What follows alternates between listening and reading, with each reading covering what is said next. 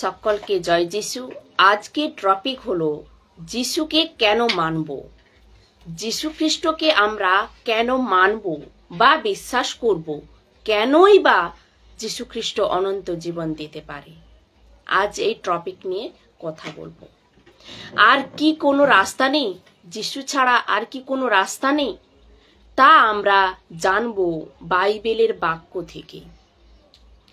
প্রথম যোহন 3 অধ্যায় 36 নম্বর বাক্যে বলছি, লেখা আছে, যে কেউ পুত্রের ওপর বিশ্বাস করে সে অনন্ত জীবনের অধিকারী হয়, কিন্তু যে পুত্রকে অর্থাৎ যিশুকে অমান্য করে সে সেই জীবন কখনো লাভ করে না, বরং তার উপরে ঈশ্বরের ক্রোধ থাকে।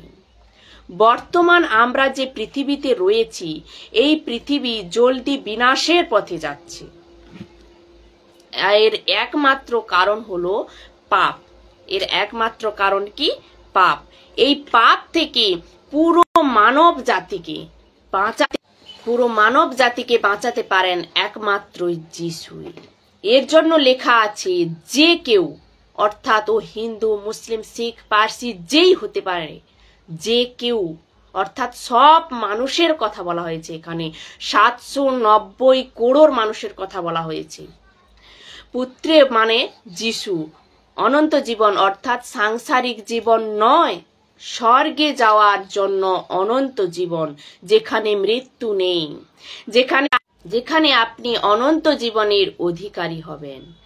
সে কিন্তু যে পুত্র অর্থাৎ যিশুকে অমান্য করে সে অনন্ত জীবন লাভ করতে পারে না, বরং ঈশ্বরের ক্রোধ তার ওপর থাকে।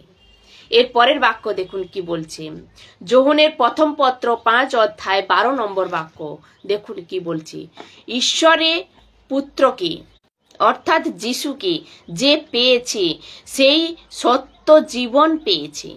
ঈশ্বরের পুত্রকে অর্থাৎ যিশুকে যে পায়নি সে জীবন পায়নি। এখন আমার প্রশ্ন আপনাদের কাছে, আপনি কোথা থেকে এসেছেন? কত দূর আপনার পড়া? আপনি কতটা ডিগ্রি পেয়েছেন? কি কাজ করছেন?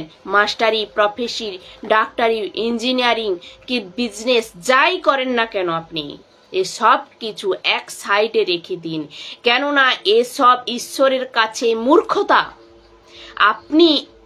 আমি বলছি না যে আপনি এ কাজ করবেন না, আমি বলছি না যে আপনি কোনো কাজ করবেন না, বড় হবেন না।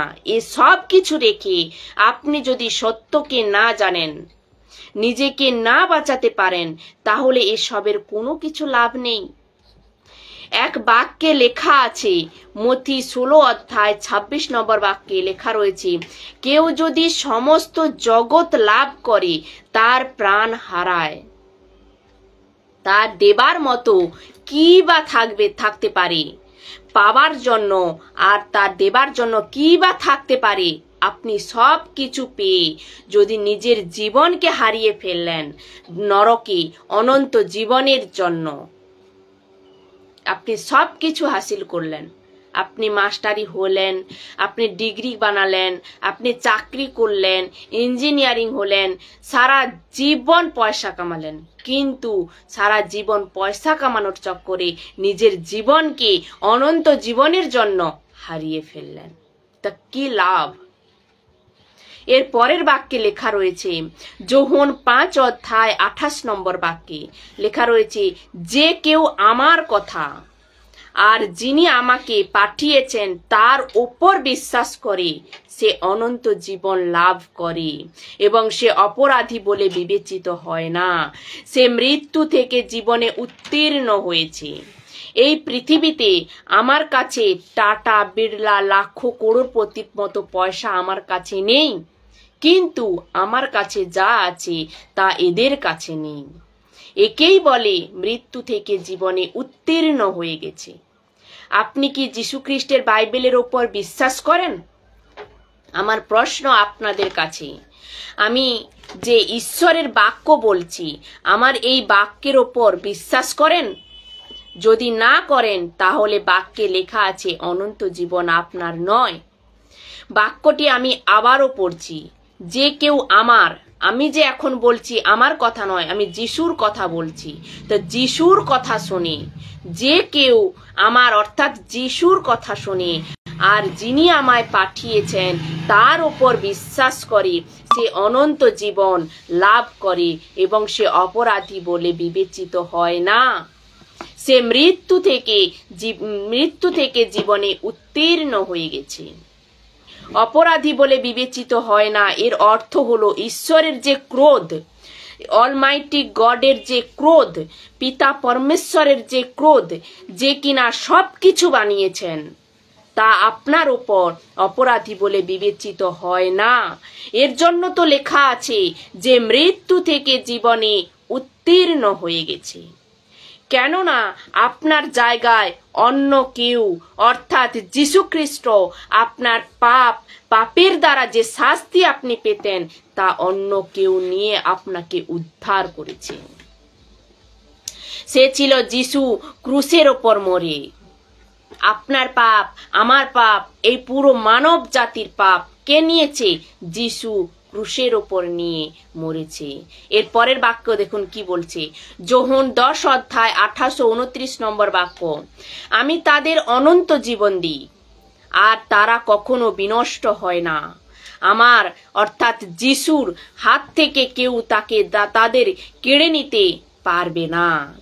29 নম্বর বাক্যে বলছে, আমার পিতা যিনি তাদেরকে আমায় দিয়েছেন তিনি সবার ও সবকিছু থেকে মহান, আর কেউ পিতার হাত থেকে কিছুই কেড়ে নিতে পারবে না।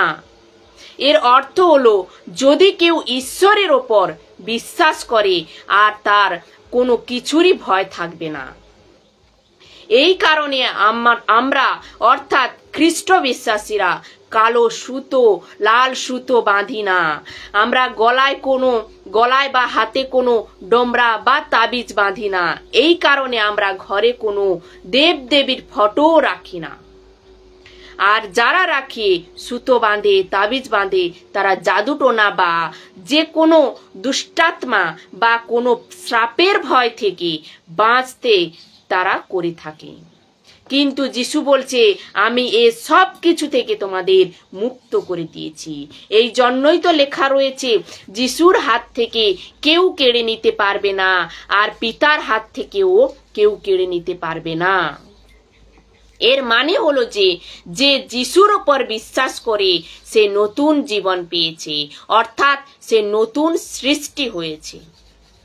আমি বলছি, যদি প্রভু যিশুর আপনার কাছে থাকে তাহলে কোনো অন্ধবিশ্বাস, কুসংস্কার, বাড়ি থেকে বেরোনোর সময় পাঁজি দেখে বেরোনো, 10টার সময় নয়, শুভ সময় 10টা 10 মিনিটে শুভ, এ সব কিছু বকবাস, মানুষকে অন্ধ করে রাখা, এ সব কিছু থেকে মুক্ত করে দিয়েছে কে? যিশু। কবে? যিশু যেদিন ক্রুশে মরেছে সেই দিন। অর্থাৎ আপনি যেদিন যিশুকে বিশ্বাস করবেন সেই দিন তো দূরের কথা, তৎক্ষণাৎ আপনি এখনই বিশ্বাস করুন, এখনই সবকিছু থেকে আপনি মুক্তি পাবেন।